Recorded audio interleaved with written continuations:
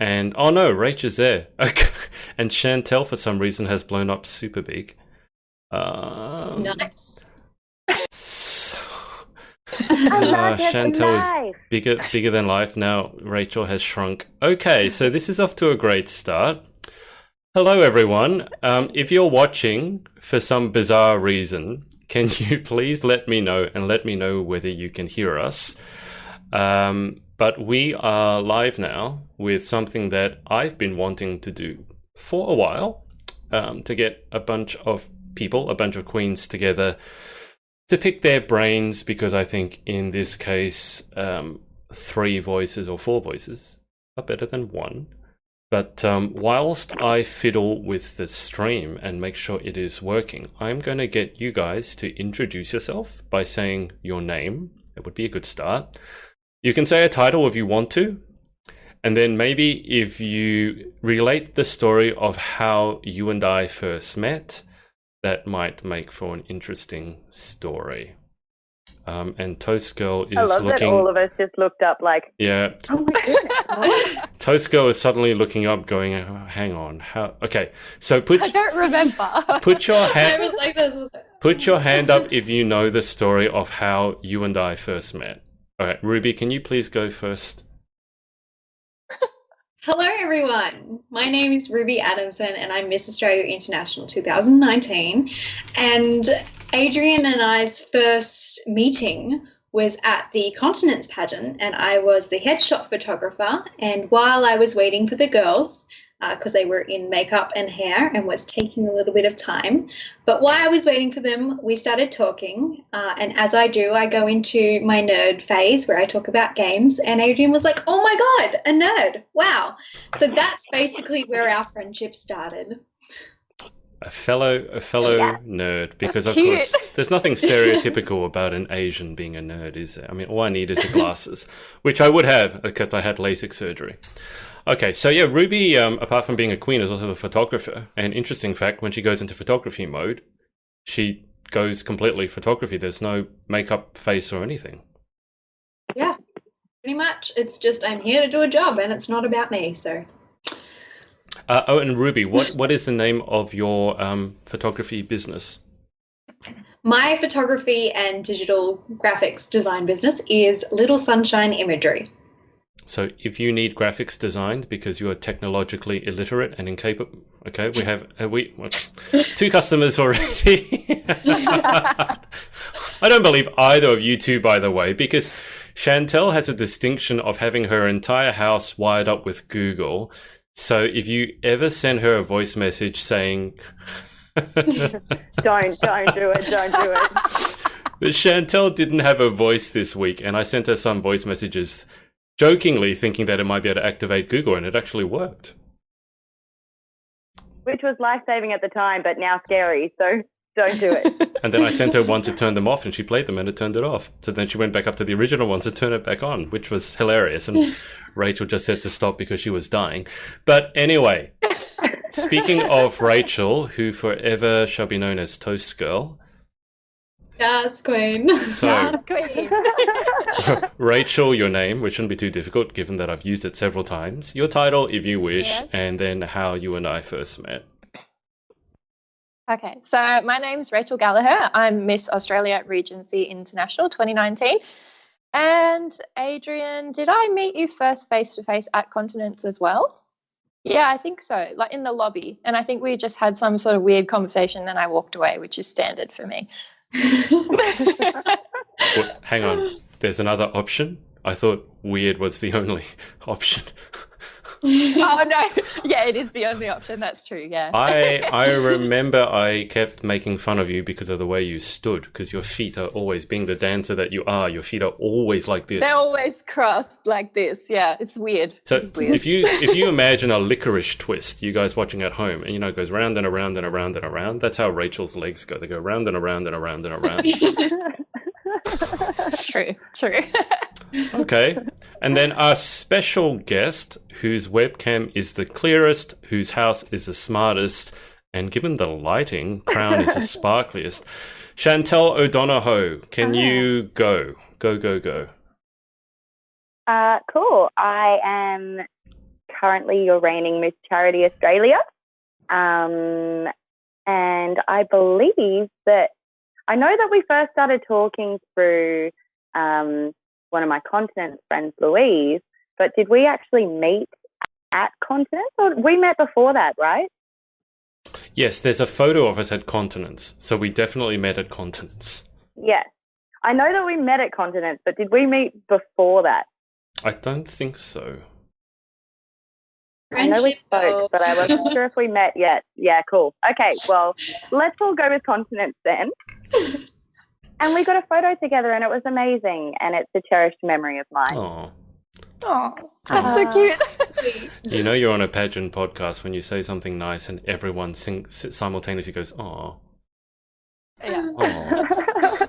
Okay, so we have a few people. Oh, okay. So Catherine Adamson, who is probably Ruby Adamson's mum, has said hello, Queens and King.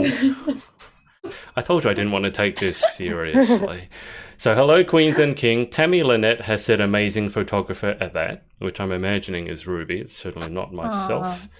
We look like we've got Emily Egan and Linda May, who joined us on our gaming podcast on a couple of times. Yeah. She has said, hi, beautiful people. Hello, Linda. Oh, hi, Linda. Hi, Linda. Hi. Okay. And Catherine. And Tammy. And everyone. Hello. And everyone watching. Catherine has said, I do kind of remember you both meeting at Continents, Chantelle. This is worrying. When a third party remembers how two people met better than either of the other two parties. Oh, okay. Whatever.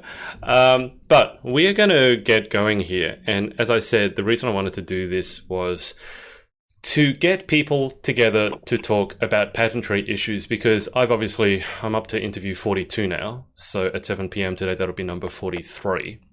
But interviewing obviously one queen at a time is great. You get to hear about their stories. But I think what's kind of missing is getting queens together to have a discussion.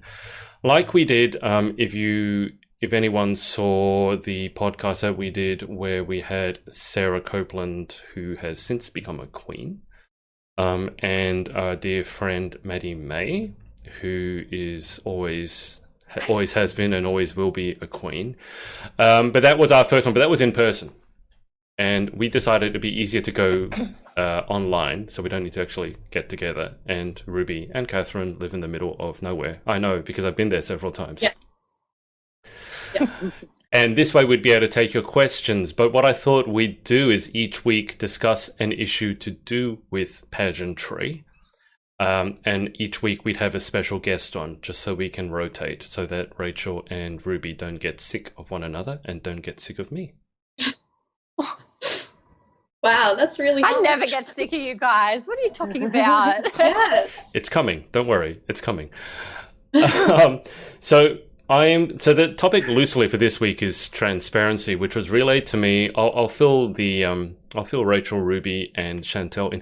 But before I do that, because Rachel, myself, and Ruby are going to be the sort of the hosts, so to speak, Ruby thought we should call this the RAR podcast. RAR. It's either going to be RAR or it's going to be R. As in ARR, and we can be pirates. So, if you have any preferences whether we should call ourselves the RAR podcast or the R podcast, then you can let us know in the comments. Yeah, this is going well. Okay, so transparency. I'll fill you on the story and you guys can chip in. So there was a pageant that was recently held. The girls entered in good faith, and they didn't find out until national finals, after many, many months of hard work, that they never actually had a chance because they had competed in another system. Now, certain systems seemed to count, and certain systems did not seem to count. And after that, one of the mothers of one of the girls told me that we needed to have a discussion on transparency, which I guess we can look at multiple angles. If you want to look at it from the scoring system, or whether you want to look at something as simple as, well, if you've been in another system, we're not going to let you win. But I guess opening thoughts, Let me throw it over to you guys. Who wants to go first? Who has some opinions about transparency? I think transparency is crucial. I think that you absolutely need to be as transparent with people as possible. Otherwise, you're basically ripping them off. Sorry, just being blunt. See, that's what it's appreciated. I agree. Sorry. No need to apologize. I like that because over the last couple of weeks since I've sort of been speaking out about issues, I cannot tell you how many queens have been messaging me privately, thanking me for doing what I'm doing because they can't do it publicly. I got one today from a queen who went international, and she fled the pageant scene because she had such a horrible time of it. It's really sad that we lost her, actually. And it's one of the reasons I wanted to get people together, is to air some issues. Obviously, I can say things that probably none of you three would want to or should, but that's my prerogative as the only person without crown on head. But Chantelle has started off by saying it's crucial, otherwise you're ripping people off. Rach, what do you think? I think, like, coming from like a business perspective, because pageants are businesses, you know, people make money off of them. People go in them for different reasons, like self-development, professional development, personal development wise. If you're going to run a pageant, people need to know what's involved, and they also need to know what the expectations are and what the expectations of the directors are. 100%. And the pocket rocket? Yeah, that's it. Are you okay there, Ruby? Nailed it. Wait, did you just say my name then? Or Yeah, okay. no. Sorry, I was like, are we doing like a suspenseful, like, yeah, claps all around? Like, okay. So in that particular case, where obviously someone has gone into a system and only have realised they don't have a chance coming up to the national final because they've been in another system, I think that's it was actually in the international final. It was on day 3 of the national final. Oh, well, I think the whole thing is, if this person is going to be the best person for the job, then it doesn't matter what system they've been a part of.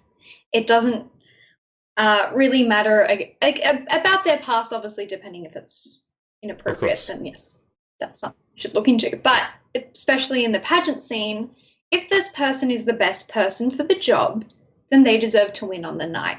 It shouldn't come down to the fact that they've entered a pageant beforehand that that director didn't like, because that doesn't dictate who that girl is. I know when we were actually together on the last group podcast that Ruby, you spoke about, I can't remember what the question was, but you said you would like to see basically that the girl who worked the hardest won, or at least got recognition for that. So I'm assuming that's what you stand by.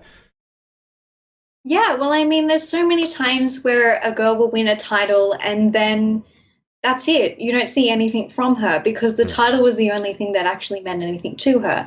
It's not the journey or the job that she was after. So I think it's really important that we go for the girl that does work hard and who is willing to show that through her reign and after.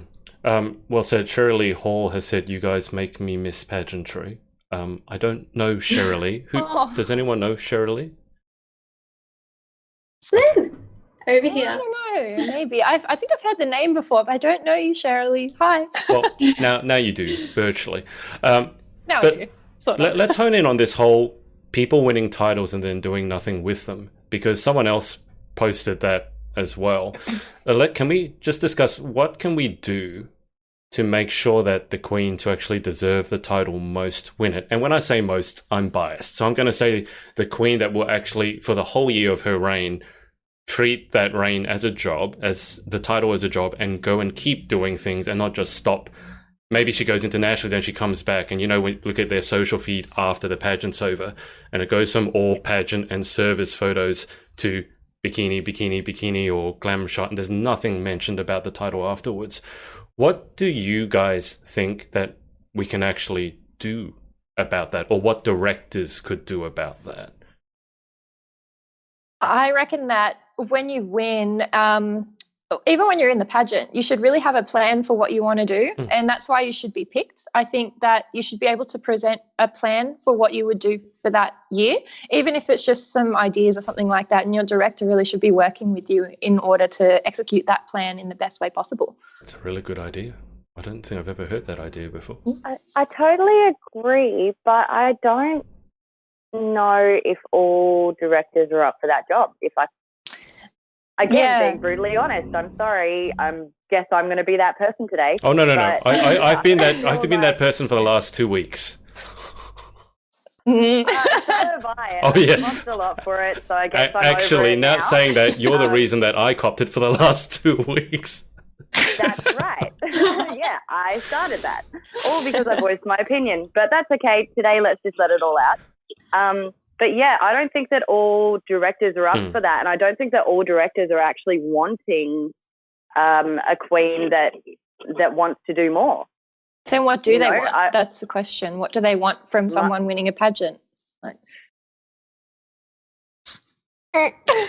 I mean, the whole thing is... So how many do you kind of know off the top of your head, and you're kind of like you haven't heard the director speak to their queens, you haven't heard them nurture them in any way, you know what I mean? Like this should be a partnership between the pageant system and the queen, and they should be working together for a greater goal. That's what it should be at the end of the day. And if it's not what it is, then they should say that too. Just as you said, let's be transparent. Okay, so 100% agree with that. And some directors, obviously, they just want the biggest, shiniest event, have the most people, maybe make a buttload of money, and then that's all they want. If we exclude those people for a second, because obviously there are directors who want more than that, is there anything that those directors can do? Because I've actually been asked this by a director of a pageant in the UK. What do you think the directors can do to ensure that they get a queen who actually is going to be legit for the 12 months of her reign? Well, the biggest problem with that is, obviously, some of you girls may know, but when you win, you sign a contract, and that contract will state how many appearances they'd like you to do, how many events they'd like you to put on. And a lot of the time, girls don't do that, but they still get to come back and experience that handover to the fullest. So the biggest thing I think it comes down to is you just really need to research the contestants coming through. Are they working for a goal before they enter the pageant? If they are, then they're not going to be in, I'm only going to do this so I win. They're going to do it because they want to. And if they win, then that is just a uniform for them to promote their platforms on a bigger scale. I totally agree. I think it basically comes down to, at the end of the day, the directors basically end up having to put in a similar amount of work to the queens just to keep up with all the work that the queens should be doing, right? Yes. I mean, I interviewed... Like, that is a job in itself, being a director. Absolutely. I mean, I interviewed Maria Torres, who's the international, as Ruby would know, the international director of Galaxy. And she's pretty awesome. Just put it I mean, look, but the interview with her is the reason I've basically made this week for myself Galaxy Week. I have 8 interviews scheduled this week, all with Galaxy girls, because Maria was just so authentic. I'm not saying she's perfect by any stretch of the imagination, but I think during my interview, just that quintessential moment when she holds up her hand and goes, "It's just a pageant, people," I just thought, you know, coming from a director, I think that's something that, you know, amen, we all needed to kind of hear. Yeah. But she was saying that the issue is that sometimes you're judged by a panel of judges who only get to see you for not even 3 minutes. Like the interview is 3 minutes, 4 minutes? And they're supposed to judge you on that. But I was thinking surely someone should go and look at the contestant's social profile for the last at least 6 months, 12 months to see, okay, have you mentioned charity anywhere? Or have you mentioned a cause that you're passionate about anywhere? Or is it legitimately just party pick, bikini pick, boat pick, party pick? Because surely if someone's posting like that all the time, if they become your queen, they're not just suddenly going to change overnight. And if they do, I mean, like, can you really trust that? No, it's disingenuous if you win something and then all of a sudden you just become, what you want what that system wants you to be. Like, that's not you. So you should be making sure that whoever gets whatever title is, that they're a genuine person who is actually interested in the cause that the pageant is promoting. Should check out what kind of person they were before they entered. Yeah. Like, that gives you a really good indication of what the person's like, because as we all know, people can change for the 6 months leading up to a pageant and make their profile look like they are the superest, most amazing queen potential person. Yeah, I know. I was like, oh no. Superest. Sorry. It's like, okay, Google, help me with my grammar. Just while we're laughing at that, I'll go to the comments. So Tammy has Catherine. No, okay, hang on. Let me go back. Sherry Lee Hall has said former Miss Newcastle 2018 and Miss Australia Global International. Actually, Sherry, that does ring a bell. Catherine has said no apologies are needed when you speak the truth. So Chantelle, that's directed at you. Tammy has said, I think directors could look into contestant service before pageant and research their media pages, exactly, to get a feel for how they would promote pageantry. So that's what we said. I will say, Sherry Lee has also said, I will say I did waste, in inverted commas, as some would call it, my year of those titles because I fell pregnant.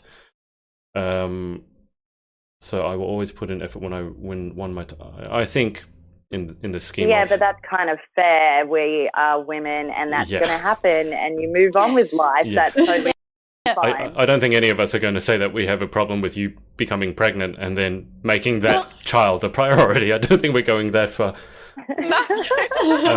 In fact, that might be the right thing to do. I agree. I agree. Family first. Thumbs up. Yeah, we're all praising you for that. Well done. Okay, so Tammy has said well-written contracts. Yes, so Tammy is all for well-written contracts. Catherine has also said choose the right queens. If girls win and do nothing, then maybe the director should have a say in who wins. Okay, let's go to that one. That's an interesting one. Because that is an interesting one. I put something up about saying, because I actually think if the director knows most about the girls, I think the director really should have a say, especially if the director knows this girl and been following them for a year or so. So what do you guys think in terms of directors having a say as to who wins? And just to give you context, I believe in some pageants the director has no say and it's completely up to the judges. I can see a lot of nodding. Yeah. So what do you think about the directors having a say? I think it can be a good thing and a bad thing. It depends on the director, I guess, and also the system and the judges and the whole experience, I guess. But if there's an issue about favoritism, then they can be called up on that, and that's not something that you want as a judge, as a director, because it kind of puts your system in a bad light if you're accused of favoritism. And once that accusation is out there, it's very difficult to negate that sort of reputation. That's very true. But again, the most deserving girl should win. And if that's already the director's favourite, then why should we take it from that girl? You know what I mean? Like that, I think it's 100% down to the person individually. And I think it's, so you go, Ruby. Okay, so the thing there is you will meet some beautiful directors, and obviously some of them, they do pick who has that chance to be queen, and a lot of time it's up to the judges. But for me personally, there are directors out there that are biased, and you need a director who is not going to be biased. I know for me, every time I judge, there'll be friends in the competition, but I'm as basically strict and I don't know, I've forgotten what the exact word is, but unbiased, neutral. Yes, it's one of those words out there. But the whole thing is I pick the girl who is the best. I look at the profiles, I see what they've done. And I think it also, the queens should really get involved with that whole looking what the girls are doing leading up and referring that back to the director, because it is your job as a queen to look out for who's going to be your successor. Chantelle and I judged a pageant, like a glitz pageant, a few months ago. And we did, because pageantry is so small in Australia, everybody knows everyone. You're going to know someone who's competing. So we knew two of the girls that did win. And the reason that they won was because they were extremely polished and they were very, very good. And we gave them fair scores for what they worked for, because I think that's a shared value between me and you, Chantelle, that we give people, you know, credit for what they work for. Yeah. I'd assume that's a 100%. shared thing between all four of us, especially given what Ruby just said. But I mean, the other flip side to this that I've been on judging panels as well, and sometimes those judges use it as an ego trip, and it is ridiculous. The things that I've heard on judging panels saying, "Oh, this girl was insert 4-letter word here," and then, "Oh, I'm just going to give her a 0," and I'm like, "What?" But the thing is, similar to social media, they hide behind anonymity, because that girl will never know who gave her a 0. I think she'll see the total score, so obviously it'll be lower, but they won't know who gave her a 0. So now here's to put you guys on the spot. What would you think in terms of transparency if the scores from each individual judge were made available to a contestant if she asks for it? How would you guys feel about that? From outside pageantry, I think that's a good thing, but there probably are considerations that I'm not thinking of. So what do you guys think? With dancing, for example, I know that it's not pageantry, but, you know, it's a competitive sport. You know, I'm sure that you could say that pageantry in some ways is a competitive sport. I don't know, but so you want to know where you stand in the rankings of things. Otherwise, what's really the point? How do you know what to improve on if you don't get the scores? Also, I've gotten scores back from pageants that I've been in, and I go, oh yes, well I need to work on this section, this section, and this section. And in the next pageant, it was much better in the scores. But it's hard to know where you stand if you aren't told what ranking that you get in comparison to the other people as well. So in dancing, you actually do have the choice after the whole competition is over and everything's been judged. You can actually go and pick up for like $2 or something like that the entire score list of everyone in your section. It's really, really useful. Yeah, I mean, that would be useful. I would want that, just speaking for myself, because if I've invested, let's say, 6 months of my time into something, I would want to know where I can improve. Exactly.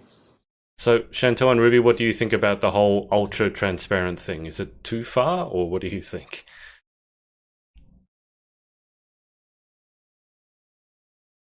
I think you need to be transparent to be fair.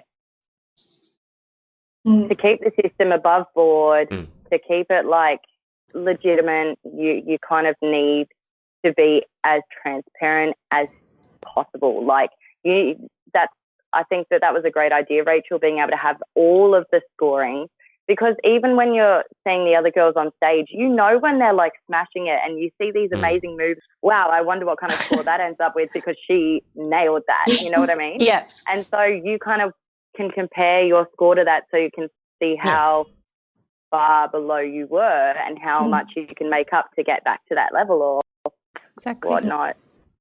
I think they need to be as transparent as possible. I completely agree with the scoring there. I think you should be able, especially with us, we just came back from internationals. I received my scores back, but it was just a number. There's no feedback, which I would very much appreciate. And I would obviously like to see where I actually placed. Because a lot of the time you have people that come up after the show and they're like, oh, I thought you did really well. I don't know how you got in there. Or people are like, oh, I really didn't like her. So it'd be interesting to actually see where you placed and the feedback as well, to see what you need to improve on. I think it's super important. Okay, so it sounds like we're kind of in agreement there. Which is surprising, because I actually thought that my idea was probably a step too far. But I did, in my interview today with Tiana Meehan, she did say, she's in year 11 now, and she said one of the things that makes school very stressful is getting those placements to see basically how well you did, or, you know, if you get a bad mark, the label sometimes is you're dumb. But I mean, she's a tough cookie. She does a lot of dance as well, Rachel. And there were a lot of parallels between competitive dancing and pageantry. But I tend to look at this as though I think it's better that you learn to deal with some hard truths and get those objective marks, then people make the argument, oh, but then some people will feel bad about themselves because they got a bad mark. I mean, if for me, because I kind of come from the tough love background, if I was bad, objectively, I really want to know. I don't want someone telling me I did really well when I did really badly, and then I go, what? Yeah. You told me I did well, and I came last. So what's going on? I mean, what do you guys... So clearly I didn't do well. Yeah. Yeah. I just think we have, maybe it's because it's pageantry we're talking about and people think girls are fragile and can't deal with the truth, which is absolutely just BS. Let's call it what it is. Because it's by the sounds of it, you guys all sound like you'd like to know the objective, like how well you did. Oh, 100%. Yeah. Give me the brutal, honest truth, please. Yes.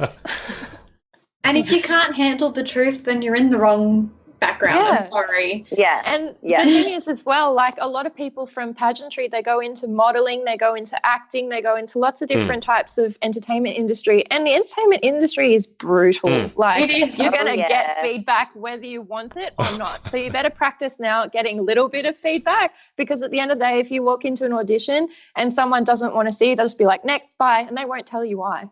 Yeah. And Yeah. good luck kicking up a stink And if you van. can't handle pageantry feedback, which is the world where we try to welcome everybody, then how are you going to handle feedback in the real world? Yeah. Exactly. Okay, I'm just cognizant of the time because I know that Toast Girl has... Toast Girl, where do you actually have to go? You got a dance rehearsal, don't you? Yeah. Yeah, so I'm performing on Sunday, and that'll be really fun. So yeah, I've got a rehearsal for that. And Rachel is an Irish dancer, in case those of you were wondering. Yes. Let me just quickly go through the comments to make sure everyone feels like they've been heard. So Lisa Bennett, who's over in Perth, sometimes life gets in the way, so that's okay. It's the ones who sit around and do nothing. So that's going back to queens who win the title and do nothing, which I absolutely agree with. Anthe Giannopoulou has said, if it was a tight on scoring, director should be able to have a say. Okay, so almost like the director should be a tiebreaker sort of thing, which is interesting. Oh, yeah, that kind of makes sense. Yeah. Okay. No, I agree Okay. with that. Catherine has said scores and feedback. Most of the scores we have gotten back are just scores, but feedback is paramount, not just the scores. Which, again, Exactly. absolutely. Yeah. Agreed. Killaney Buswell has said, I personally think it could create a negative vibe towards a judge who scored the contestant low. Yes. So that is... Yeah. Okay. But I'm just going to preface this by saying, just because of the last 2 weeks, I've made a decision in my head that the contestants' well-being comes first, which means it inherently comes above the well-being of the director and the judges and sponsors. So that's the only reason I would actually say I don't worry so much about the judge in that case. I would value more the contestants' well-being, which if they're giving objective feedback to improve, I would value that above the judges. I'm not saying I want the judge to cop hate by any sense, but I think pageantry needs to realize the contestants' well-being comes first. Full stop. before everything else. Yeah. As It a needs to be judge, constructive criticism, though. It can't be just like an attack on the person. Of It needs course. to be constructive criticism that they can work on. Yeah. yeah. And then And that's even more of a reason why we should get our scores back, because I think the girls definitely, you know, if someone says just really harshly something really quite mean for feedback, then the girl should be able to say, look, I don't think this is a good judge to have on the panel for next And year. refer that on to the director. And as a judge, you kind of accept that responsibility of, you know, you're going to make a decision, and even just in general life, not everyone's going to agree with the decisions that you make. So when you give someone a score, you better have a good reason for giving them that score. Yeah. And especially if you know that the scores are going to go out to the girls, and if you were to write something mean, it's like, what are you doing with your life? Like, honestly. That's actually the exact thought I had. It's like, what's wrong with you? Like, why are you doing this? You should never be a judge. You should never judge anyone for the rest of your life except yourself. I'm just going to quickly go through these comments. Linda has said, I've received my scores and judges' comments in the system I've competed in, as well as feedback. The judges' details weren't provided, but it definitely helps with improving. Emily Egan, who's in the ACT and I think just entered Galaxy again for this year. Hi, Queens and Adrian. It's always Queens and then me. Anyway. Adrian and Queen. Well, better than just going, hi, Queens, I guess. We need to get Adrian a pair of those crown headphones so he can finally be a queen. We'll just buy him a crown. No. We need to get him like a Charlie's Angels t-shirt, but change it to Adrian's Queens and put crowns on all the angels. Yes. I love that. I don't know if that's a great idea or a horrific idea. Anyway, get back on the topic. Emily has said, great discussion so far, awesome points. I would definitely love to see feedback become more common, even if we can't get scores due to privacy reasons. Some systems do it already, absolutely. I think it would also really help with return rates. That's interesting, because I think return rates speak a lot about how good a pageant is, because if none of your contestants are coming back year after year, I think that says a lot. Kailani Buswell said, unfortunately, a judge's opinion is biased because their definition of beauty is based on their thoughts and idea of a queen. Different judges, different day.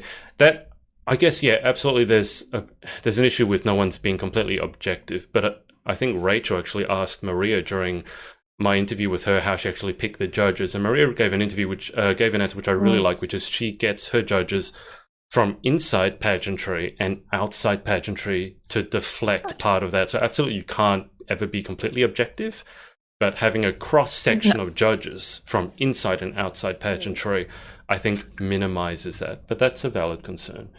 And okay, Tammy has said, I may be harsh, but if you can't handle the positive criticism, then first don't enter a competition. Second, makes me wonder how you will handle the positive following that can come as well without it going to your head. So that's okay. So it's not just us who are saying this. It's the flip side, yeah. So any director who's going to say girls can't handle the criticism, well, apparently they think differently, just so you know. They can. I think criticism is great. Like, as long as it's not harsh and not hating you. I mean, we want feedback, right? I won't even call it criticism. And last one, because otherwise I'll never be able to let you guys go. Jen Louise has said, my first pageant was continence. I got good and bad feedback. Feedback helped me improve, which helped me win my second pageant. Scores and feedback are so important. Good. I got a low score for evening section at continence, which if I didn't get their feedback, I wouldn't have pushed myself to improve on my technique for the next pageant. Exactly. So I think I know there might be a... Good on you, girl. I think there might be a degree of echo chamber. These might be all our people anyway, but obviously there is a body of people who value the feedback and would like to see transparency become, let's just say, a thing. A norm, yeah. A norm rather than something that we have to ask for. A requirement. Yes. Okay, now, I wanted to keep this 80% silly banter and 20% serious. I think today we've covered quite a lot of serious stuff. Which is fine. Sorry. Stop apologizing. So Ruby, you went there the other day. So it was Rachel's birthday about a week ago, and Rach and Chantelle and I went to Pancakes on the Rocks, the 24 hours place, and Chantelle was sick as a dog. She subsequently lost her voice. So was I. Yeah, but Chantelle coughs up a lung right at the Pancakes table. She goes, and then she turns to Rachel, holds her hand and goes, I'm so sorry.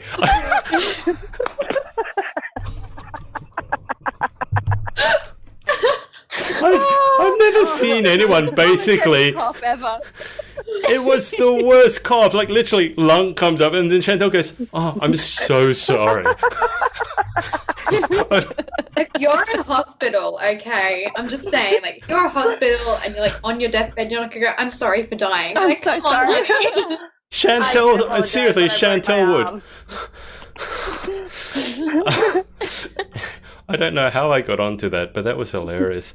So what we'll do to keep it tight and on time so Irish Dancer can go Irish Dance, why don't you guys just fill us in with what you've got planned maybe for the rest of this week, or just any shout outs you want to give to yourself in terms of social media, any projects you have, etc., etc. So closing thoughts, and why don't we start with the guest first? So Chantelle, closing thoughts. Just want to give a shout out to IDX. I work for a company called IDX, and we go into Indigenous communities and teach coding and robotics and cool stuff. And we're heading on a huge drive out to Lake Macquarie tomorrow. So just if anybody's in the area, come and learn some cool stuff. And Chantelle is a gadget queen. She's basically the female equivalent of Tony Stark. So I'm hugely jealous. I still have not seen your $35,000 smartboard. It's pretty cool. I haven't seen it yet. I'm just dropping the really I do subtle love my hint. gadget life. I'm slowly going to bring Adrian in. You don't need to bring me in. I told you. I didn't know you were a gadget person. I knew you were working with Indigenous communities. I had no idea what's with all these amazing gadgets. So, anyway, Yeah. Miss AU Intel 2019, you're up. Yay, that's me. Yes, it is. I'm just waiting for the awkward silence. So, a few things that I have in this brain of mine that we have to get out into the world is I want to do a promotional video for the You Are campaign, which I will be in contact with Adrian and Rachel and Chantelle and pretty much every pageant girl ever to do.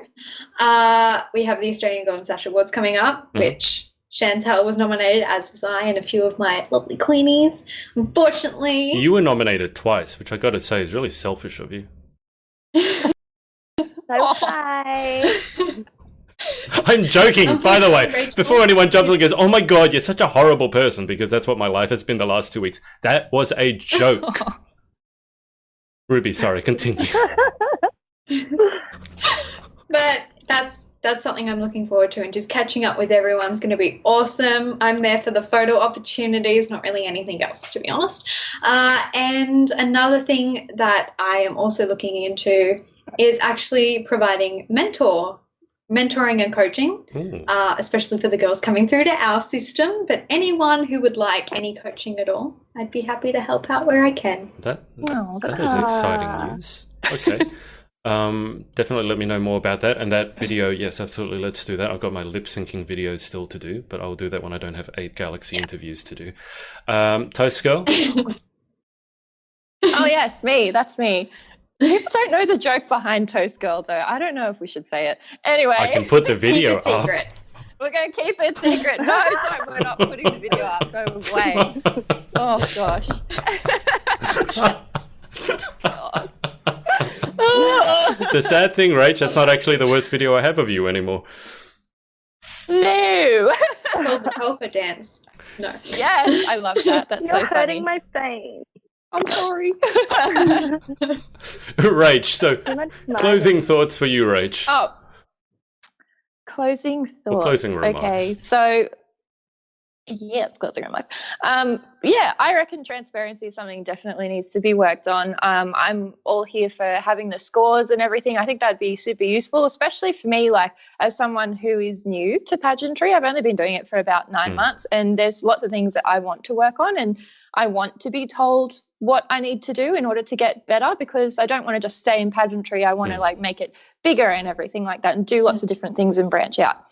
What am I doing for the rest of this week? So I've got on Sunday, I'll be dancing at the Sydney Folk Festival with a couple of friends of mine, and they're all Irish musicians, which is going to be heaps of fun. So I'm looking forward to that. It's going to be at the City Tattersalls Club in the city. So if you're interested in maybe having a little bit of a look at that, you can definitely come Will along. there be Guinness there?